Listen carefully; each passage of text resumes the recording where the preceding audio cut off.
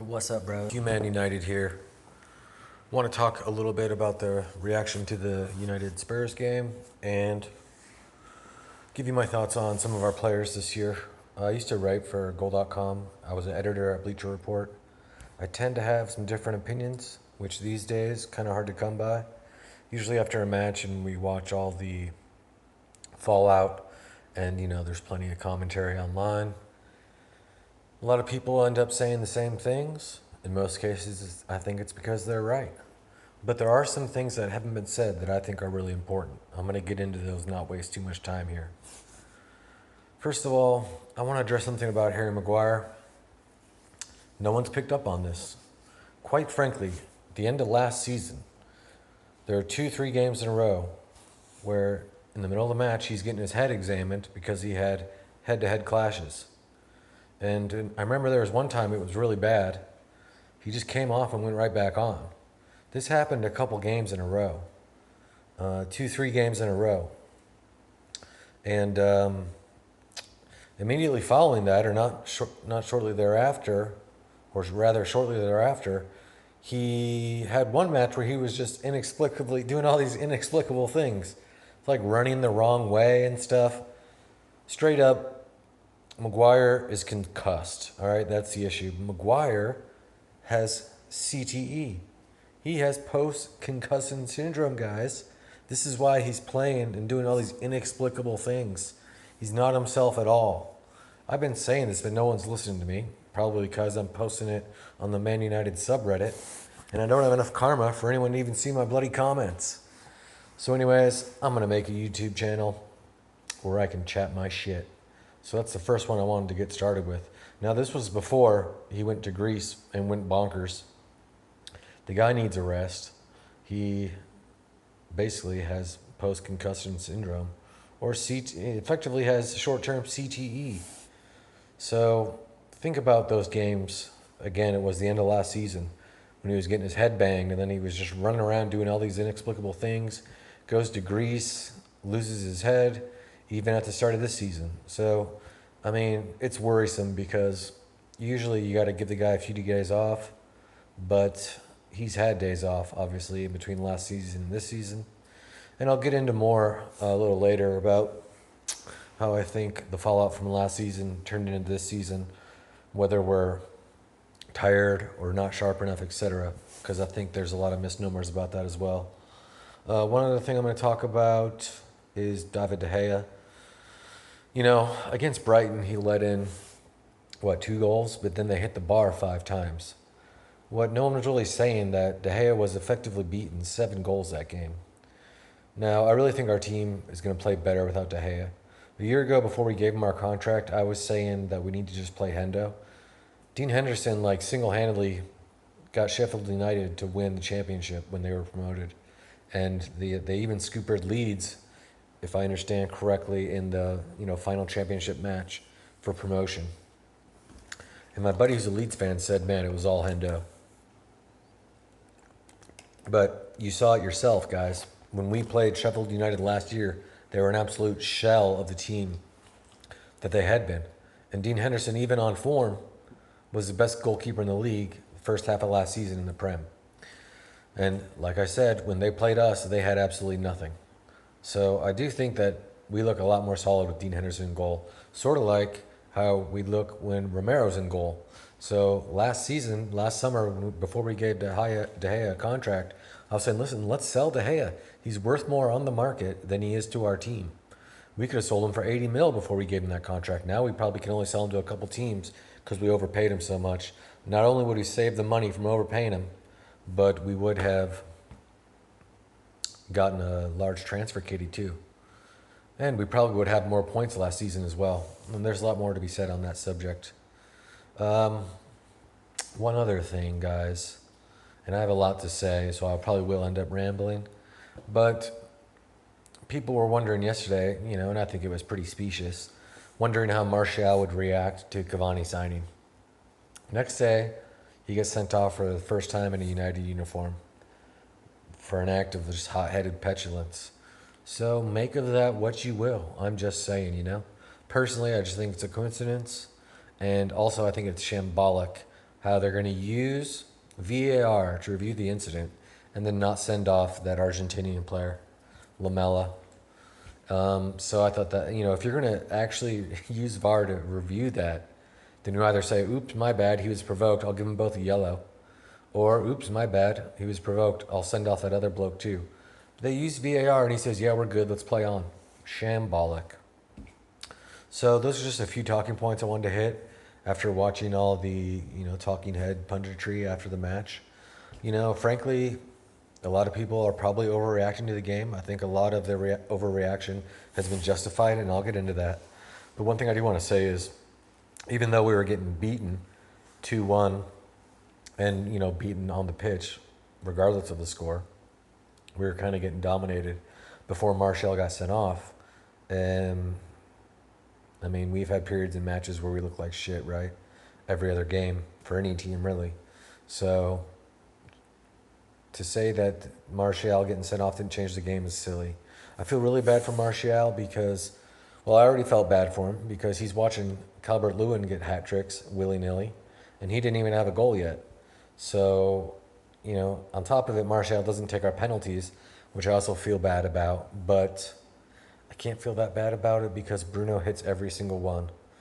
Ideally, I'd like to repay Martial with goals and give him the penalties, keep his confidence up, etc. Some people have been shitting on him a little bit, saying that he hasn't looked good this year, but I think that's bollocks. I think we just haven't been getting the ball to him. I think it's pretty clear. Sometimes you can look at our pass map. I remember it must have been our last EPL game. You look at our pass map, and he didn't have any lines going to or from him. He was just sat there by himself on the pass map because he was getting absolutely nothing.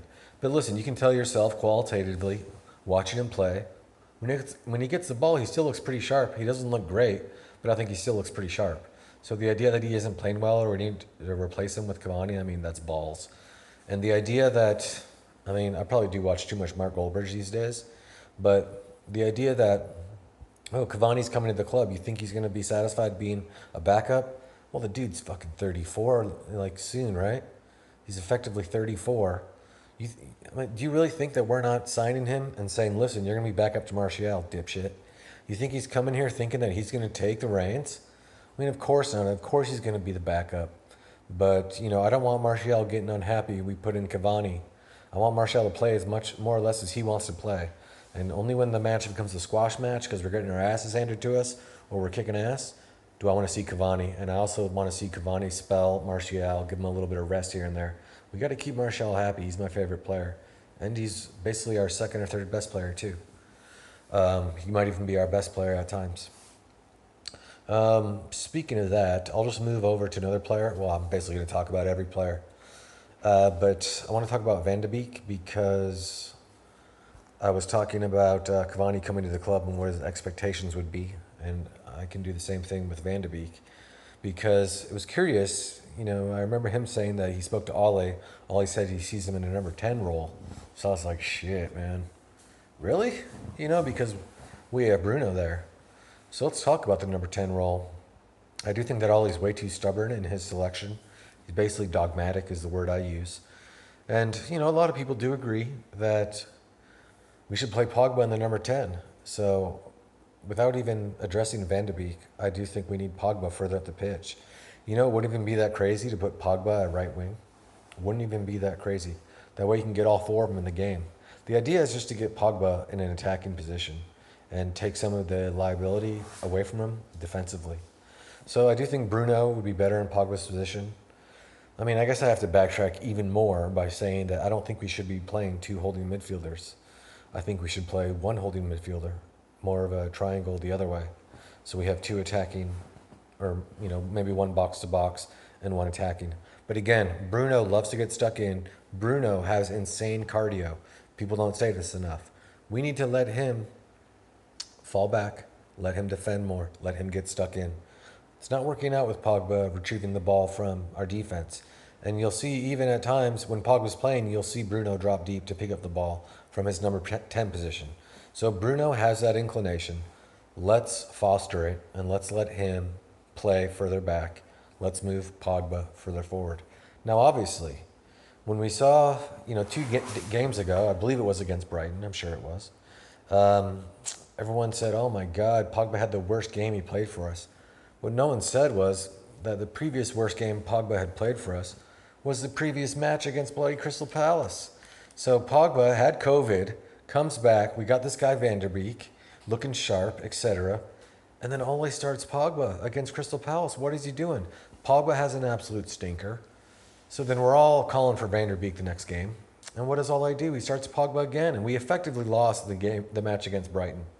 I don't care that we won 3-2. We effectively lost the match. We got lucky.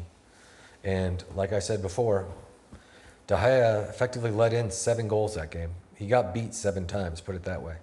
And, I'm tired of these apologists saying, oh, there's nothing De Gea could do about that. There's nothing De Gea could do about that. When he saved a penalty recently, did no one else realize how rarely he ever saves a penalty? Penalties are supposed to be like a 70% of a goal, 0.7 G expected for the penalty taker. But you don't see David De Gea save 30% of those. And he got nutmegged today. He was getting beat at his near post this season already and throughout last season. So I thought he was just straight up poor last season. But I already touched on that a bit. I'm definitely a Hendo guy going forward. And I kind of wish we sold De Gea this window. I will just kind of address it a bit more. Romero has been... You can't actually objectively prove that De Gea is better than Romero. And, I actually think Romero is a world-class goalkeeper. De Gea is way too timid, and this brings me back to a goal that he let in last season. Maybe I think it was against Sevilla. But, they had a cross come in. It was deflected off Brandon Williams on the left. Everyone gave Brandon Williams stick because he didn't stop the cross. I believe it was a deflected cross, though, and came right into the 6-yard box. De Gea is on his line. He's on his line when the ball gets crossed into a 6-yard box. He doesn't even come out to make the angle smaller, which, to be fair, I did see him do once today when not Park Ji-sung, but Ji-sung, when Son came through on goal. But anyways, De Gea does not command his box, and I don't think he instills confidence in the rest of the team. So what is it? Maybe he's not vocal enough, these types of things. I don't actually think he's good at passing the ball either. No one really does. And he's not good on crosses either. So what is he good at? Well, he's a good shot stopper, supposed to be. Hasn't really been showing that either. So I don't want to beat this dead horse. I'm sure I'll talk more about it another time.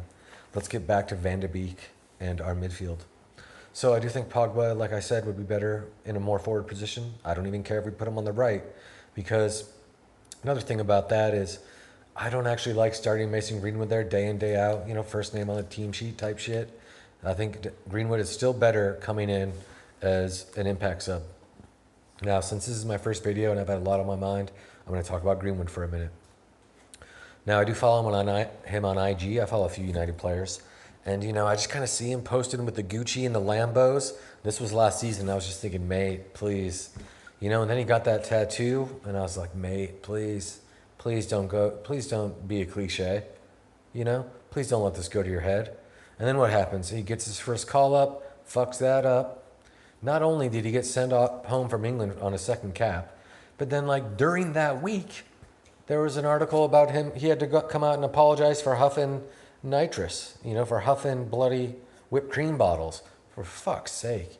So, yeah, Ollie punished him by sitting him one game, brought him in the 65th minute and started him ever since. So, come on, Ollie. You got to have some balls, dude. And Greenwood, I'd rather see him as a sub. So, getting back to it, I prefer Pogba on the right. Honestly, I prefer Pogba as a number 10. Or I prefer Van der Beek instead of Pogba, especially when he's clearly off form, like he showed against Crystal Palace and Brighton. But I do think Pogba on the right is interesting. I might as well just go. Might as well go into it. But I think Marcus Rashford. If you guys want to think Marcus Rashford is a world-class player, then why can't he fucking play on the right side of midfield? He's not good enough to do that, but he's world-class left winger. Well, he's not. And I don't know if I should get into this now, but fuck it. Rashford on the left, we have no width. So he's cutting inside. Doesn't do shit. It just makes it easier for teams to park the bus against us. When they park the bus, we make ourselves narrow. It's bollocks. Now, he also has Luke Shaw, who doesn't really tend to overlap. Now, to be fair, today, I did see some attacking moves from Luke Shaw I liked, particularly in the first half before the game turned into a total shit show. And to be honest, After Martial got sent off, I basically started fast forwarding the game because I was watching it on a VOD. Usually I watch the games live, but this time I didn't. Went to church because it makes my dad happy. But yeah, I watched the game on VOD and it was hard to watch after that 2-1, and then we got a guy, Martial, sent off. I really only want to watch United, to be honest, and this goes all the way back to 2001. But, we sold Beckham and I was like, oh, fuck, but then we got Ronaldo. And then Ronaldo left, but we still had Burba. And Burba left, was Scholesy still there? Maybe. But Scholesy left, I like watching United when players that I think are exciting are playing. Players like Pogba and Martial for the current United team. So, to be honest, I tuned out of United when Moyes took over, and I kept tuned out until through Van Gaal's first season. I saw that we signed Di Maria and Falcao, and I said, yeah, no thanks. And then the following summer, a couple days before we signed Martial, or were even linked to him, if you remember, it was a last day deal. No one had even heard of Martial. But I just randomly started following United a couple days before we signed Martial. And since then, I've been a huge Martial fan. So having, Martial get sent off, I'm like, Jesus Christ, dude. I scarcely even want to watch this game. So I fast forward a bit to see if we equalize. And then, of course, I just saw Tottenham's goal ticker keep going up. Let's get back to some of the things I was talking about, like Rashford, Van der Beek, Pogba, right wing, left wing, etc. So Rashford cuts inside. First of all, I think Rashford's a speed merchant. He does have a little bit of flair to him, and I did appreciate the goal he scored a couple matches ago, especially because he used his left foot. But his problem is that he has no left foot. How can you put those two statements together, human United? Well, it's pretty simple. When he's on the left, he has no confidence going to his left. So it's not to say he can't, he's a professional footballer, Is he capable of standing there and kicking a ball with his left foot? Of course he is. I could probably do it better, but whatever. Okay, but what he's not capable of is dribbling to his left and dribbling with his left and really just going to his left. So he always wants to cut inside in the same way that Luke Shaw always wants to cut inside on his left foot. Luke Shaw has no right foot. Rashford has no left foot. So Luke Shaw gets the ball and he touches it with his left foot, of course. Touches it, bringing it to his right. But what he can't do is touch the ball with his right to change direction going back to his left towards the touchline. So as soon as that ball starts coming inside from Luke Shaw, that's the only way the ball's going. Either 90 degrees or back, Maybe he makes a square pass. He usually just passes backwards. I don't like that. You need to do a 360, keep turning with your left foot if you have to. If you can't, simply play the ball from your left foot, shift your weight, and then play the ball with your right foot, shift your weight again the opposite way. He can't do that. And neither can Rashford. Rashford is poor on the left. It's low IQ football. That's why I call him just kind of a speed merchant, because I think all he really has is pace. He thinks, oh, I'm going to get the ball on the left, and then I'm going to cut inside and wait for it, guys. I'm going to hit a banger from 25 yards that has a 5% chance of even being on target, And that's Marcus Rashford. Very boring player to me. I think extremely overrated. So his run the other day, I was really surprised to see him chop the ball. He probably didn't have to when he chopped the ball back to his left to shoot. I think he probably could have shot from his right there. So occasionally he can do something like that. But again, it was on a counterattack. And the defender was really poor because he actually thought Rashford was going to go to his left, which he never does. So I do notice that sometimes defenders will actually think he's going to go to his left and they'll get beat. And I kind of laugh at him like, wow, that guy's such a dipshit. He actually thought Rashford was going to try to dribble to his left. But yeah, that would make Rashford a lot better. And the only move you need to know how to do is a simple Ronaldo chop. Dribble to your left, Ronaldo chop, you're back on your right foot. But so yeah, Rashford for me, low IQ player. And I think he needs to focus more on the pitch rather than trying to save the world. So Rashford can't play on the right because he's a square peg in a round hole on the left wing, and Ole is too dim to make any sort of creative change. So we have Greenwood on the right. I'm sure you could put Van der Beek there. Probably would make more sense than Pogba. But, you kind of want to have Pogba on the pitch. Once again, this is assuming that he's on form. I think he's... Might as well address this now. I basically think our team is just tired from last year. So this whole idea of, we didn't have a preseason. Everybody says it. We didn't have a preseason. That's the problem. Guys, last season, when our season started, this season, Our last season was like a month earlier, you know? It's this idea we need a preseason. Think back to last year, guys. We played 3/4 of a season, and then we were on standby for 3 months, 3 months for COVID. The players are still training on their own, so it's not really like they were resting. It was sort of a half measure. They were kind of being rested, but they were also, had the butthole puckered because they don't know when they're going to come back. Everyone's worried about COVID. I mean, were they really relaxing during the sort of forte of the COVID pandemic? I mean, I don't think anyone was really relaxing, unless you're based like me. But our players, they still had to train. So they didn't really get a rest then. Then we do a really congested fixture schedule through the season's run out. And then they get a month off, maybe even less than a month before they go to their international games. And you're going to say, we didn't have a preseason? The problem is the last season never fucking ended. That's the problem. They didn't have enough rest from last season. So I would contend that our players don't need to be sharper. They need more rest.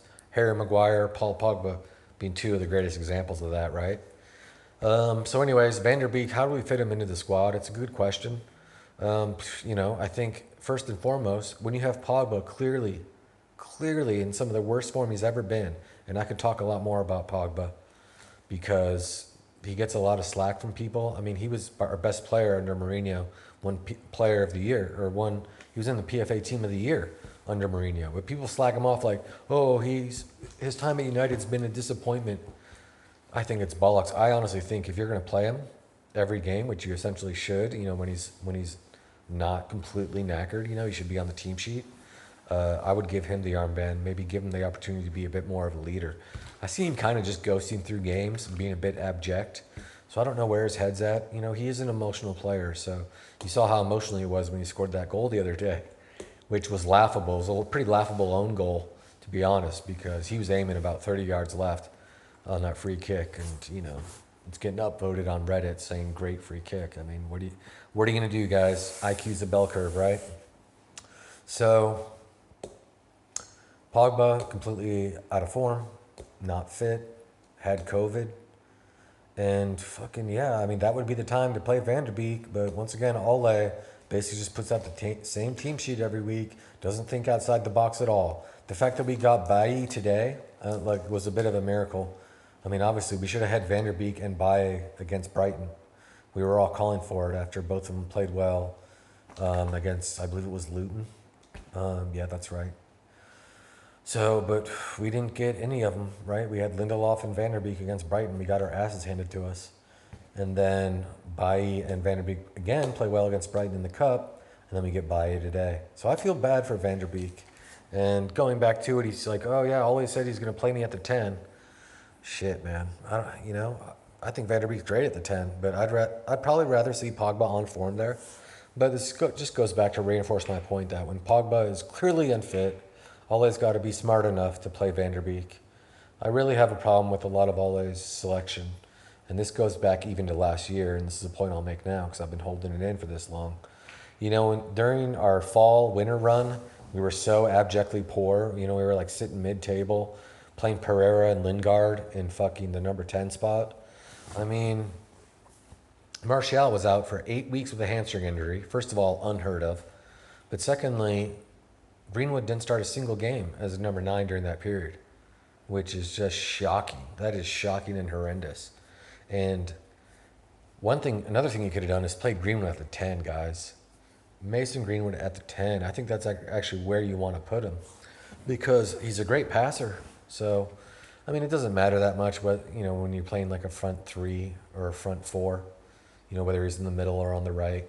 But especially during that period last winter, we needed a 10. Yeah, if Ole had an IQ above 100, probably would have tried Greenwood at the 10. And I think we would have a lot more points if Ole wasn't so hesitant to play Greenwood last season. Once again, especially during the period we needed him.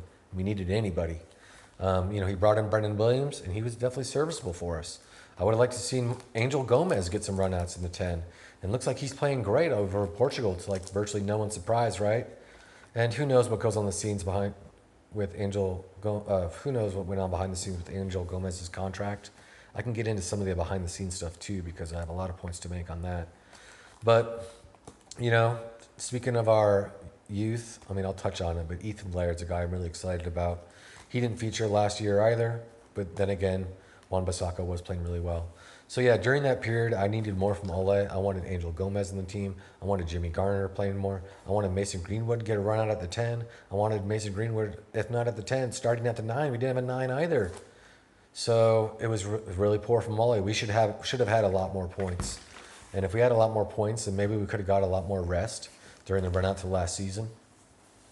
And, it showed how tired we got, and we really just limped into third. And I have some problems with, like, for instance, the FA Cup, the team we selected in the FA Cup, instead of either just going with the second string or just going with the first string, either you sort of capitulate the game, give all your players a rest, and you play your second string, or you just 100% go for the game. You say, this is a priority, and we're going to win it. Instead, he, tried to do both, and in trying to do both, he actually did neither. And he played a half and half team. So our players didn't really get a rest, but at the same time, we didn't compete for the game. So that was poor on Ole. And it was just a lot of his selection, I think, is really poor. Not even to get into his substitutions. But anyways, back to Van der Beek and maybe talking about our wingers more generally. I mean, I just want to see Van der Beek play more, basically. And right now, it should be for Pogba. So that's probably the nicest way to sum it up. Although I will say that Bruno, when he came into the team, he looked like an absolute world beater. I actually think he would have been in conversations. If he finished his season strong, which he didn't, I think he would have been in for conversations for Ballon d'Or, like maybe top 10. Because he was lights out for Sporting, came over here and was lights out for us. But last 4, 5, 6 games, he was really tired, didn't really put up the stats, didn't look that great. So I kind of stopped with that narrative. But, he was lights out for us when he came, and then he's been tired. And so far this season, he's looked like last 4 or 5 games, Bruno. His passes aren't really connecting, his creative passes, although we've seen a couple. But, we know that he has a potential to be like a virtually world-class player. We haven't seen that from him this season. So there's that. And once again, I do think moving him back would be better. Maybe I shouldn't endeavor to get literally all the thoughts of mine over the last year out on this video. But I will touch on a couple other things as they come up. I guess I will say, since I kind of read some of my YouTube comments to remember some of my sort of talking points. But I will say,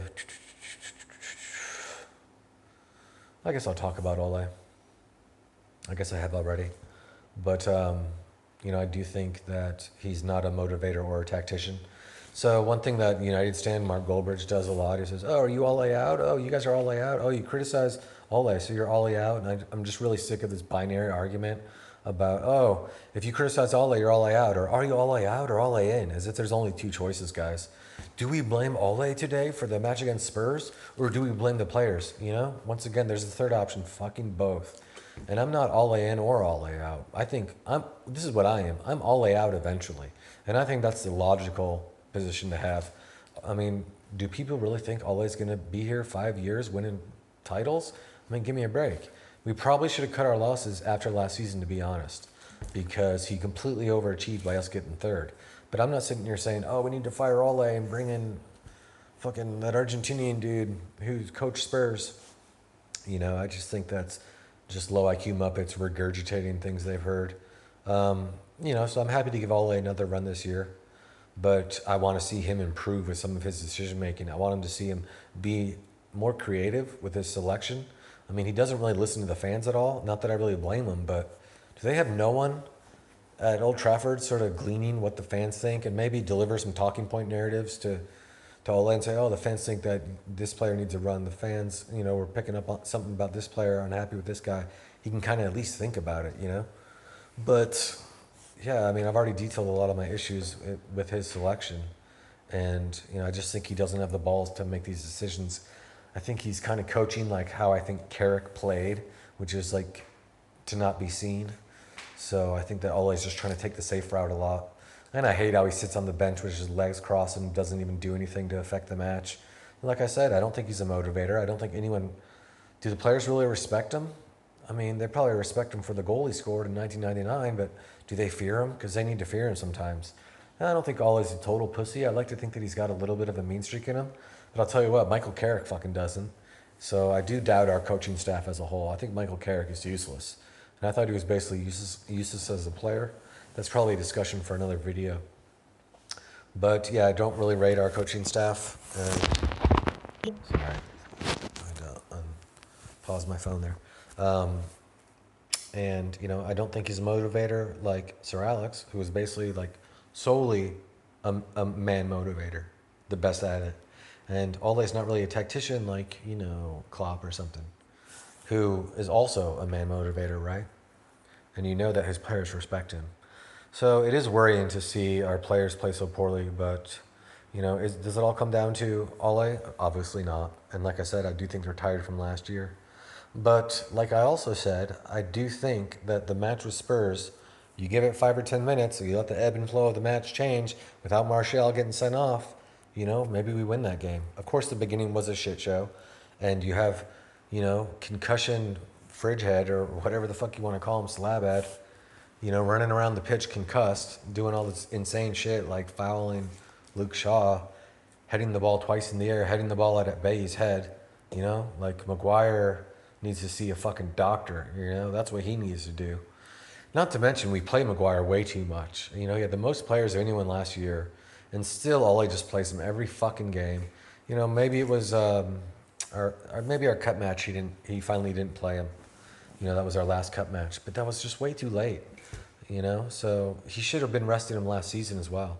One thing I will say, since I'm talking about the center backs, and I will wrap this up shortly, but I'm really excited to see Tuanzebe feature at center back or get some runs at center back. But once again, I don't really trust Ole at all to do it correctly. Like all last year, I was clamoring for Baye to play more when he was fit, but just shoehorning Lindelof into every game. And before this first match, particularly, everyone had just come to the conclusion that Baye was now better than Lindelof. Whereas I was saying that all last year. I think Lindelof's sort of like Fred. I think he's had more poor games for us than good games. And again, similar to Fred, Lindelof, even when he plays well, he's just like barely serviceable.